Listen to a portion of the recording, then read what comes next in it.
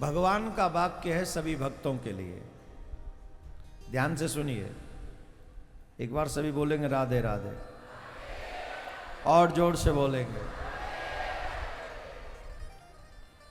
जो लोग ये कहते हैं भगवान हमारी सुनता है कि नहीं, भगवान हमसे प्रेम करता है कि नहीं, जिनको संदेह रहता है भगवान पे, जो डाउट्स रखते हैं भगवान के प्रति, उनको भगवान के वाक्य को सुनना चाहिए। भगवान क्या कहते हैं?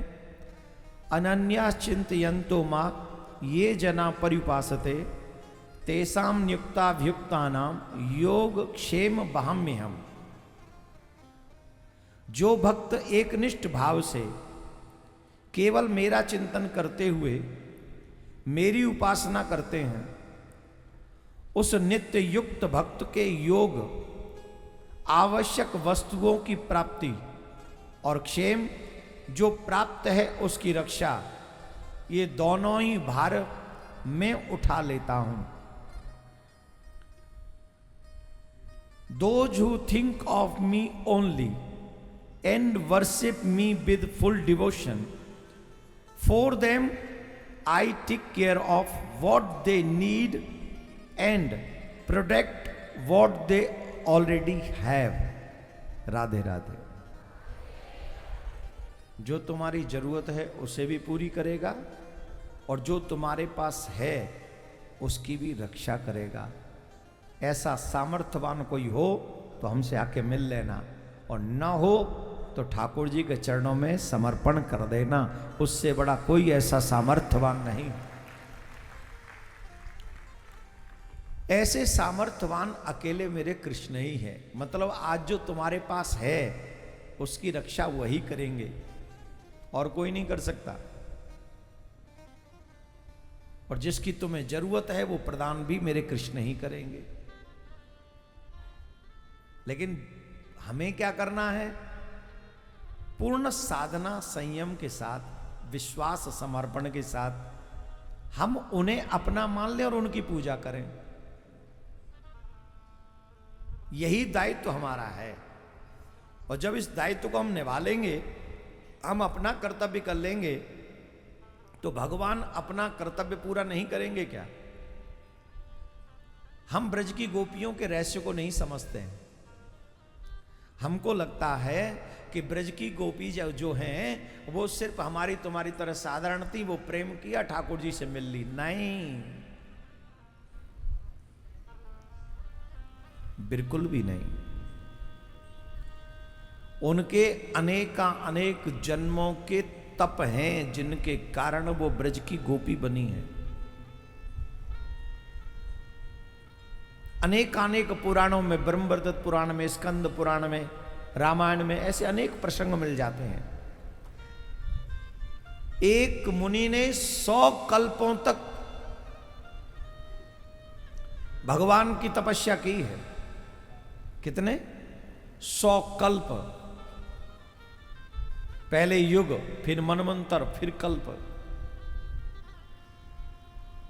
100 कल्पों तक तप करने के बाद क्या मांगा? बोले ब्रज की गोपी बन जाए और कृष्ण का सानिध्य मिल जाए। किसी ने 9 कल्प। हम जो कहते हैं ना किसी ब्रजवासी की उंगली पकड़ लो, ऐसे ही नहीं कहते हैं।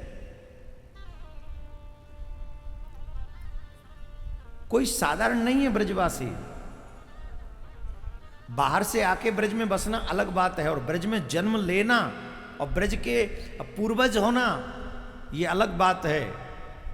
खानदानी ब्रजवासी जिसको कहेंगे। अब तो ब्रज का बहुत विस्तार हो रहा है, अब तो बाहर से बहुत लोग आकर बस रहे हैं। अच्छी बात है, ब्रजवास करना चाहिए, सबको करना चाहिए, इसमें बुरा नहीं है। लेकिन ब्रजवासी की उंगली पकड़ो, क्या होगा? जैसे ही किसी ब्रजवासी की उंगली पकड़ोगे, तुम्हारा संबंध ठाकुर जी से उसी दिन स्थापित हो जाएगा।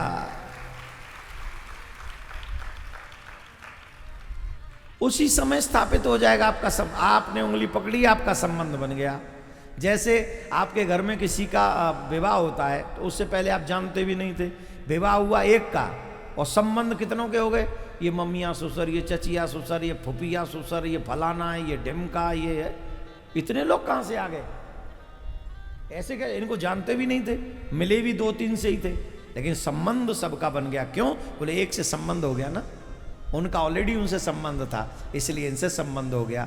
ठीक वैसे ही जब किसी ब्रजवासी की उंगली आप पकड़ लेते हो तो कन्हैया के साथ तो उनका पुरातन संबंध है, इनसे संबंध बनते ही उनसे संबंध बन जाता है।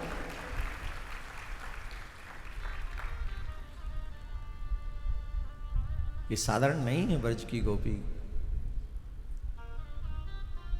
बिल्कुल भी साधारण नहीं है। और इसी कार्तिक मास में ब्रज की गोपी होने के बावजूद भी उन्होंने साधना की है। आज हमारे सनातनियों में सबसे बड़ी जो प्रॉब्लम हो रही है वो देर से उठने वाली प्रॉब्लम हो रही है। बिस्तर छोड़ने का मन नहीं करता है इन बच्चों का, और बच्चों का छोड़ो अब तो बूढ़ों का भी। एसी चला लिए हैं, कंबल ओढ़ लिए हैं, बाहर सूरज निकल रहा है कि चंदा निकल रहा है पता ही नहीं है। दरवाजे पट बंद हैं, दरवाजे बंद हैं, अंधेरा छाया है, और जब तक शरीर की नस नस टूट न जाए तब तक नहीं देखते कि कितने बज गए। सूर्य उदय के बाद से जितनी देर तक आप सोते रहोगे आप अपने भाग्य को मंद कर रहे हो, आप अपनी अर्निंग को कम कर रहे हो, आप अपने भाग्य को कमजोर कर रहे हो, उसके जिम्मेदार आप हो। ये जो कहते हैं ना हमारा काम होते होते अटक जाता है, तुम्हारा काम होते होते यूं अटक जाता है क्योंकि तू 15 बजे तक बिस्तर में भटक जाता है। तुम भी तो अटके हो बिस्तर में। ऑलवेज उगते हुए सूर्य का दर्शन करो तो तुम्हारा भाग्य उदय होता रहेगा।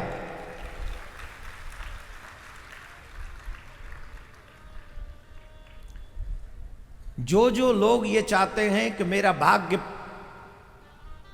उदय होता चला जाए, बड़े से बड़ा होता चला जाए, तो उसको हमारा सजेशन है उगते हुए सूर्य का दर्शन करो। और उगते हुए सूर्य को ताम्र लोट में कोई लाल पुष्प डालकर या रोली चावल डालकर फिर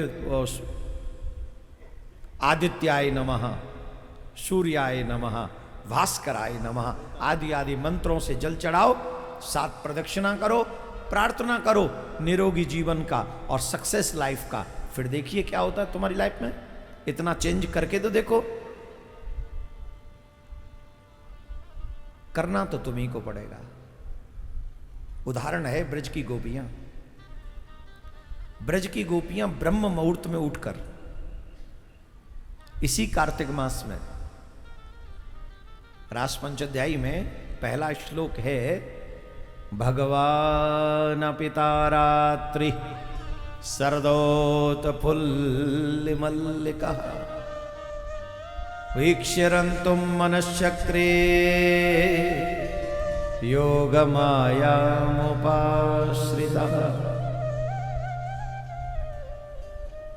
भगवान ने अपने अधरों पर धर के बांसुरी वादन किया।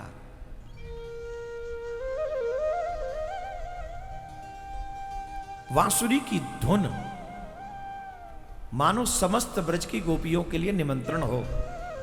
और जब सांवरे ने बांसुरी बजाई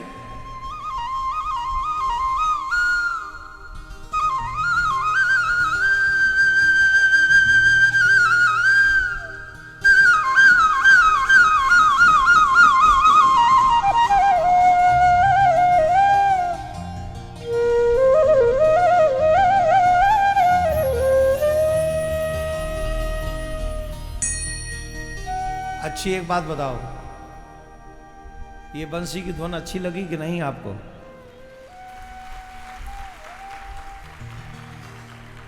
बहुत पैसा खर्चा करना पड़ता है।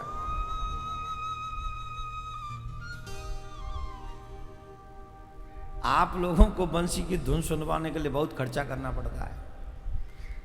अच्छा, खर्चे बहुत होते हैं, गालियां हम कथावाचकों को ही पड़ती। इतना खर्चा करने की क्या जरूरत है?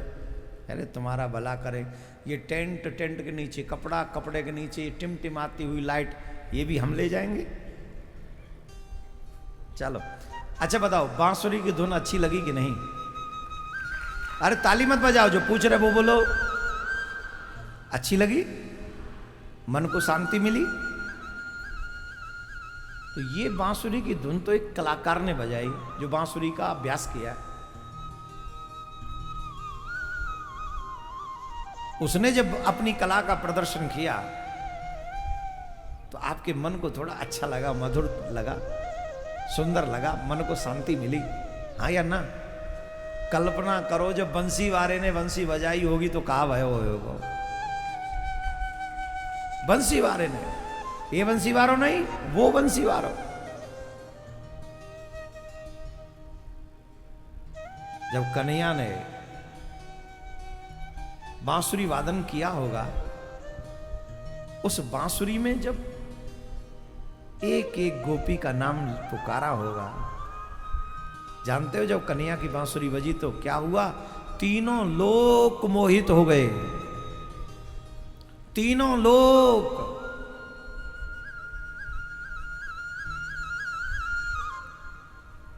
जिसने उस बांसुरी की धुन को सुना वो अपनी सुध-बुध खो बैठा। तारात्रि, यहां पर शब्द है तारात्रि। तारात्रि माने वॉट? ता माने वो रात्रि। वो रात्रि कौन सी? जिन रात्रियों में ब्रज की गोपियां अर्ली इन द मॉर्निंग उठकर जमुना स्नान करती हैं कार्तिक मास में। गोपियां कार्तिक स्नान करती हैं। और कार्तिक स्नान कितने बजे? 3:30 बजे तो गंगा जमुना जी में डुबकी लग जाती है। ब्रह्ममुहूर्त किसको कहते हैं? सुनो, 3:30 बजे से 4:30 बजे तक ये ब्रह्म मुहूर्त, इसे अमृत बेला कहते हैं। इसमें जो भजन करते हैं, इसमें जो नाम जाप करते हैं, इसमें जो ध्यान करते हैं, इसमें जो भी कार्य करते हैं वो अमृत को प्रदान करता है। उसके कई गुना फल हो जाते हैं। इसमें मन भी लगता है। ये जो अधिकांश आपको शिकायत करते हुए मिलते, महाराज भजन तो हम करते, मन नहीं लगता। कहां से लगेगा मन? 35 बजे तो भजन माला लेके बैठते हो। संसार की काएं काएं, दाएं दाएं, हाय हाय, ये सब लगा रहता है। मोबाइल अलग बज रहा है, पति अलग बज रहा है, गेट अलग बज रहा है, बासन अलग बज रहे हैं। कहां से मन लगेगा? जब पूरी दुनिया शांत हो, जब सारी दुनिया सोती है, तब कोई प्रेमी जगता है। जब सब सो रहे हो तब तुम्हारा ध्यान अपनी प्रियतम में लग रहा हो। ये है उसे पाने की चाह, ये है उससे मिलने की चाह।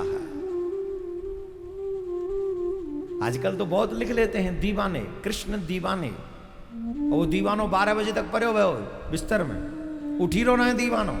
और ठाकुर जी करें बाप रे दीवानो लिख लियो है तो कम से कम मोह तो उठाए दे, मेरी तो आरती कर दे भाई। तू परे रहे, मेरी तो आरती कर दे। बोले सरकार यही तो भक्ति। नहीं नहीं, ऐसा नहीं। मेरे कृष्ण की गोपियों से बड़ा कोई प्रेमी नहीं हो सकता। वो उन्हें पाने की चाह में 3:30 बजे जमुना जी में डुबकी लगाती हैं। तुम्हारे पास तो वॉशरूम है, हॉट एंड कोल्ड वाटर है, चाहो तो गर्म कर लो, चाहे तो ठंडा कर लो। गोपियों के पास कोई गर्म वाटर नहीं था। घर से कम से कम 1.5-2 किलोमीटर जंगल में जानो है जमुना जी नहावे। ऐसी ना धरी जमुना जी, यहां पैदल जा रही हैं और पैदल जाके जमुना जी में स्नान कर रही हैं। और जमुना जी में स्नान करके फिर कात्यायनी माँ को पूजन कर रही हैं, व्रत कर रही हैं। कार्तिक को व्रत कर रही हैं और व्रत करके कात्यायनी माँ को पूजन कर रही हैं। और कात्यायनी मैया से कहा मांग रही हैं? कात्यायनी महामाये महायोगिन नधीश्वरी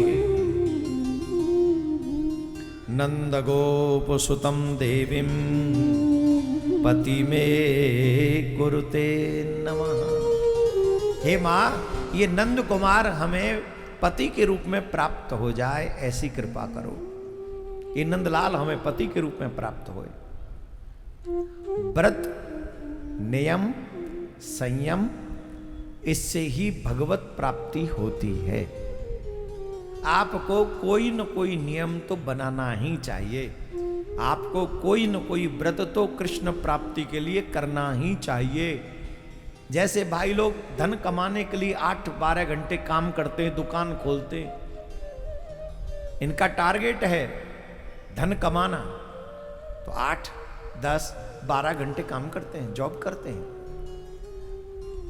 वैसे ही अगर भगवान को पाने का मन हो तो नियम करना चाहिए, व्रत करना चाहिए। और वैष्णवों के लिए सबसे श्रेष्ठतम व्रत है एकादशी व्रत।